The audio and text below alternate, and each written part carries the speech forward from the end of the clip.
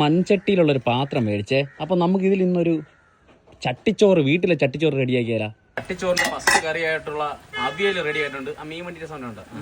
തോരൻ ഞാൻ വെച്ച് ആ മീൻ മേടിക്കാൻ പോകുമ്പോ ചിരിയാണ്. അഴകൊന്നൊരു ചിരിച്ചാണമ്മ.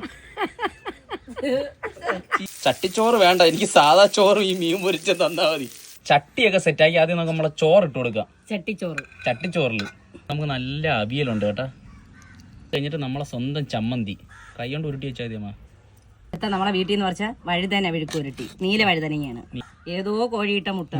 കഴിഞ്ഞിട്ട് നമ്മളെ ബീറ്റ്റൂട്ട് തോരൻ, നല്ല നെല്ലിക്ക ചെറ. അതായത് നിങ്ങൾക്ക് ലൗലോലിക്ക, നമുക്ക് ഇവിടെ നെല്ലിക്ക. പൊരിച്ച മുട്ടയെ കൂടെ നല്ല പൊരിച്ച മീനും കൂടെ ഇരിക്കട്ടെ. എന്തൊരു മീൻ എന്ന് പറഞ്ഞാൽ വേളാപ്പാരക്കുട്ടി, കൊഴിയാള മീൻ കറി. അത് അവിയലിൽ കൂടെ ചേർന്നിരിക്കട്ടെ. തൈരും കൊച്ചുള്ളി ഇട്ടാ മതി. കൊച്ചുള്ളിയും പിന്നെ പച്ചമുളകും കൂടെ. അങ്ങനെ നമ്മളെ വീട്ടിലെ ചട്ടിച്ചോറ് റെഡിയായി. അപ്പൊ നമുക്ക് ഇനി തുടങ്ങാം.